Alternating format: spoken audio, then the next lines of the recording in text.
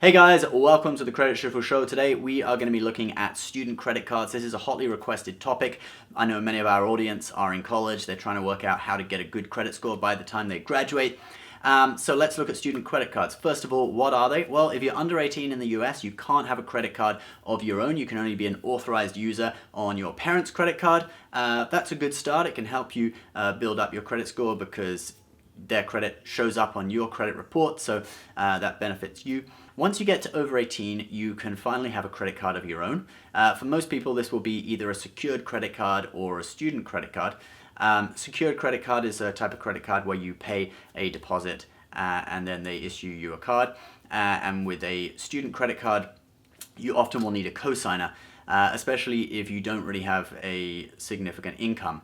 And especially if you're under 21. Once you're over 21, the requirements start to get a little more lax in terms of income, but for under 21s, you definitely need to show a reasonable kind of income, not big bucks, but you're going to need to show something, and it's hard for a student obviously to hold down a job with a lot of hours whilst you're a student. So you are most probably, for quite a lot of these cards, going to need a parent or guardian to co-sign the card for you. How is a cosigner different to you being an authorized user on someone else's account? When you're an authorized user, your parents get you a card on their account, but they don't actually have to give you that card. Or they could give it to you once a month. You buy like one thing and then give it back to them. And your credit score will still improve as a result of you being an authorized user on that account. But when someone co-signs a card for you, that is actually your card. It'll be shipped to your address, not your parents'. And so you're going to be able to use that card, and they just have to trust you that you're not going to go into debt on it, because ultimately they're co-signing it, so they're actually ultimately responsible if you don't pay off your debt, and it goes to collection.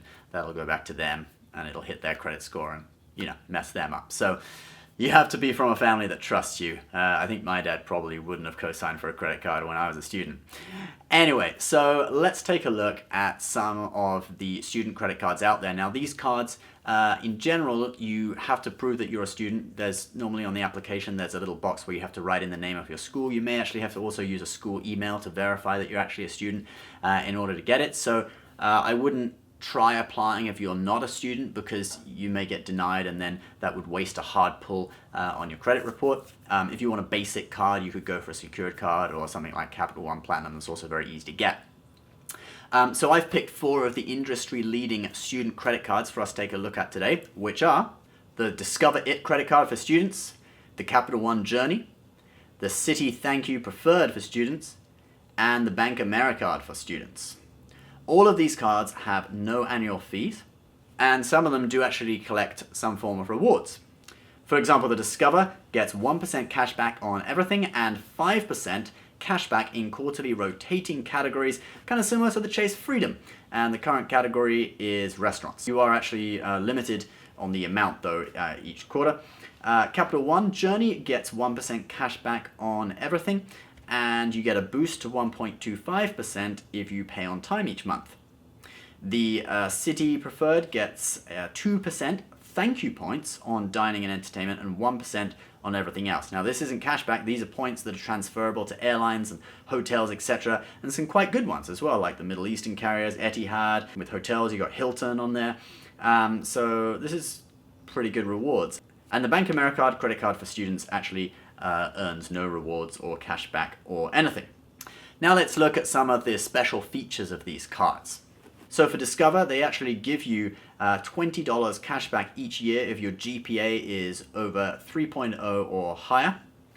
To be honest though, $20 isn't that much to really serve as motivation for getting good grades. I mean, it would be good if it was $20 for good grades in each subject, but overall just $20 is kind of like, yeah, it's nice, but it's not really going to motivate students that much, I don't think. Also, there's no foreign transaction fees on the Discover card. But this is sort of double-edged really, because it's limited overseas where you can use Discover.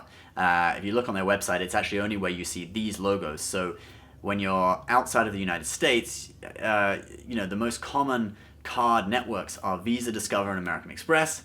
And outside of the US, you won't be able to use Discover unless you see these logos here, like JCB, which is Japan only, then you've got this Chinese network, and it's really not that well accepted overseas, so you're not really going to be able to use your card overseas. And there's also the ability to freeze your card from the app if you lose your card, which would be good for people who are kind of forgetful, I guess. Now let's look at the Capital One journey. The Capital One journey also has no foreign transaction fees, and this is much more of a major perk because the Capital One journey is a Visa card, and Visa is just about the most widely accepted credit card network all over the world, no matter where you are. So you're actually going to be able to use your card overseas. You also get travel accident insurance, auto rental insurance, which, to be honest, I mean, that's a cool perk, but how many students do you know of who go overseas and rent cars? I mean, renting a car when you're under 25 is actually quite an expensive thing to do, and if you're under 21, you're not even allowed to rent a car. So I don't think students are really going to be making use of this perk that much. This card is also easy to get with credit scores as low as 350 to be approved. It's actually the easiest to get out of all of them. Let's now look at the Citi Preferred for students.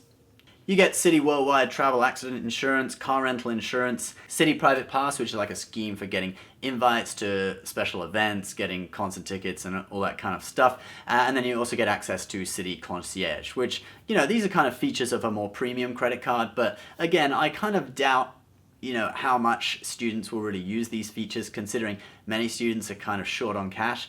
Maybe this could be a card for students who have a bit more money than others. The BankAmericard for students doesn't really offer that much in terms of special features, although this card offers the longest period of 0% APR at 15 months. And then after that 15 months, you get the lowest APR rate. It could be as low as 12.99%, which is the lowest of all these cards.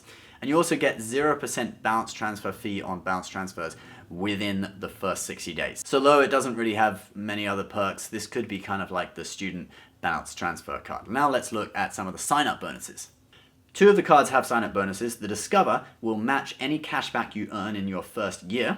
So you basically double cashback for your first year. And the Citi card will give you 2,500 points when you spend 500 in the first 3 months. Now, the Citi card sign-up bonus is a little bit of a joke because, to be honest, like the Chase Freedom, if you spend $500 in the first 3 months, you get a sign-up bonus that's worth $150 in value if redeemed for cashback or gift cards or whatever. If you look at the value of the Citi thank you points when redeemed for, say, gift cards, it's the same as Chase. So 2,500 points would actually be only a $25 gift card, like this American Eagle gift card on their website, for example. So their sign-up bonus is worth $25. I mean, that's pretty much a joke. You might as well not offer that.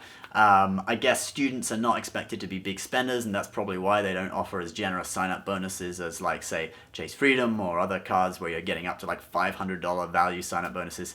But yeah.